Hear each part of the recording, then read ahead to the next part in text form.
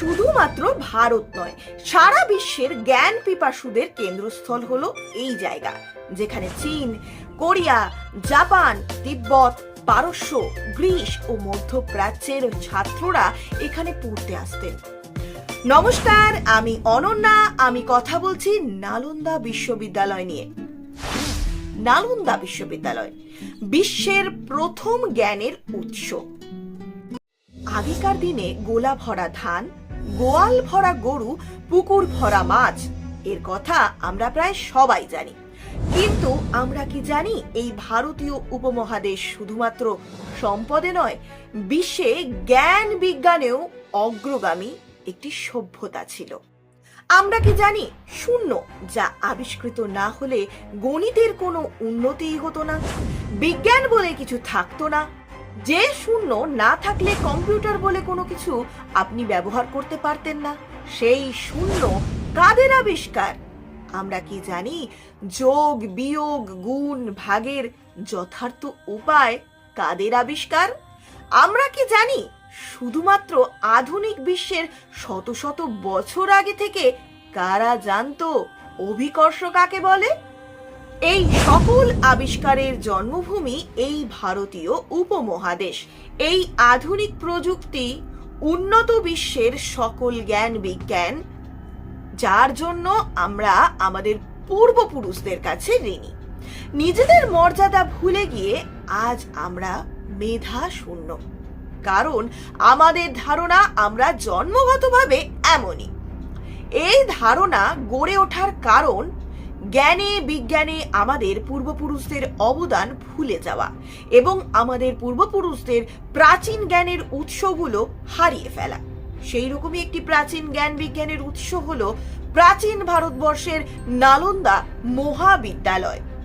বর্তমান ভারতের বিহার রাজ্যের রাজধানী পাটনা থেকে 55 মাইল দক্ষিণ পূর্বে খ্রিস্টীয় 427 অব্দ থেকে 1197 অব্দের মধ্যবর্তী সময়ে নালন্দা মহাবিদ্যালয় প্রতিষ্ঠিত হয়।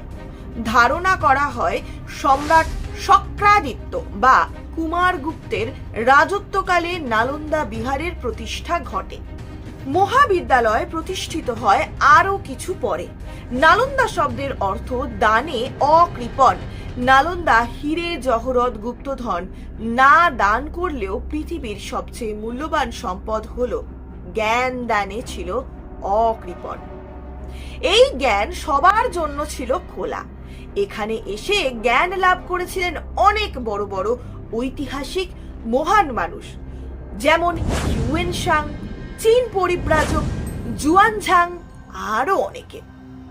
নালন্দার পাঠাগারের নাম ছিল ধর্মগঞ্জ, যা প্রাচীন পৃথিবীর সবচেয়ে সমৃদ্ধ পাঠাগার ছিল বলে ধারণা করা হয়। 3টি 9তলা ভবন বই দিয়ে ভর্তি ছিল। বুঝতেই পারছেন তাহলে প্রাচীন যুগের হিসেবে অনেক অনেক বড় সেটি। প্রায় 10 মিলিয়নের চেয়েও বেশি পুস্তক ছিল এই গ্রন্থাগারে। নালন্দা যখন খ্যাতির মধ্য গগনে, তখন সেখানে কমপক্ষে 1000 ছাত্র এবং 2000 শিক্ষক পড়াশোনা ও উচ্চতর গবেষণায় নিয়োজিত ছিলেন। পড়াশোনার জন্য যে সকল পাণ্ডুলিপি এবং ফলকের প্রয়োজন হতো তা রাখা হতো 9তলা ভবনের উচ্চতা সম্পন্ন 3টি স্থাপনায়। এই 3টি স্থাপনার নাম ছিল যথাক্রমে রত্নসাগর, রত্নদধি, রত্নরঞ্জক। শ্রেণীকক্ষ ছাড়াও এখানে অসংখ্য মন্দির এবং ধ্যান কক্ষ ছিল। মহাবিদ্যালয়ের ক্যাম্পাস ছিল মোট 8টি। এখানে কি পড়ানো হতো সেটা দেখতে গেলে উঠে আসে মডার্ন এডুকেশনের কথা। যেটা এখন হচ্ছে সেটা নালন্দা কয়েক হাজার বছর আগে শুরু করে দিয়েছিল। এখানে পড়ানো হতো গণিত, জ্যোতির্বিজ্ঞান, যুদ্ধবিদ্যা, চিকিৎসা বিজ্ঞান, তর্কশাস্ত্র, ভাষা বিজ্ঞান, দর্শন। বলা হয়ে থাকে মুসলিম তুর্কি সুলতান বখতিয়ার খিলজি বিহার আক্রমণের সময় নালন্দা ধ্বংস করে দেন। 1200 শতকে ইতিহাসের এক কালো অধ্যায়ে নালন্দা ধ্বংস হয়ে যায়। 1193 সালে বখতিয়ার খিলজির সেনারা বিশ্ববিদ্যালয়ে আক্রমণ চালায় এবং এই বিশাল গ্রন্থাগার আগুনে পুড়িয়ে ছারখার করে দেয়। কথিত আছে নালন্দার গ্রন্থাগারে এত বই ছিল যে আগুন কয়েক মাস ধরে চলেছিল। ইসলাম প্রতিষ্ঠার উদ্দেশ্য নিয়ে খিলজি হাজার হাজার বৌদ্ধ পুরোহিতকে জীবন্ত পুড়িয়ে মেরেছিলেন, মাথাও কেটে ফেলেছিলেন। আবার এই বখতিয়ার খিলজি যখন নালন্দা জয় করেন এবং ধ্বংস করেন, এই নালন্দাকে নাম দিয়েছিলেন শরীফ বলে। শরীফ শব্দের অর্থ কি জানেন? শরীফ শব্দের অর্থ মহান। যারা মহাবিদ্যালয়কে মহান ভাবে তারাই নাকি নালন্দা মহাবিদ্যালয় ধ্বংস করেছে। কতটা লজ্জাজনক ভাবুন তো।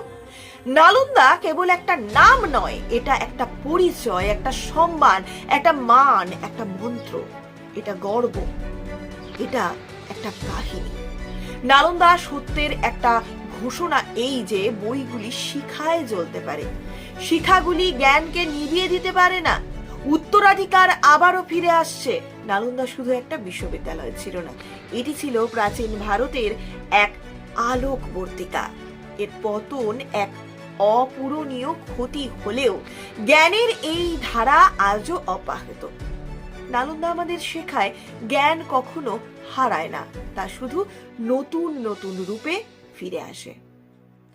নমস্কার, আজ কেমন লাগলো আমাদের এই নালন্দার ইতিহাস অবশ্যই কমেন্ট করে আমাদের জানাতে ভুলবেন না।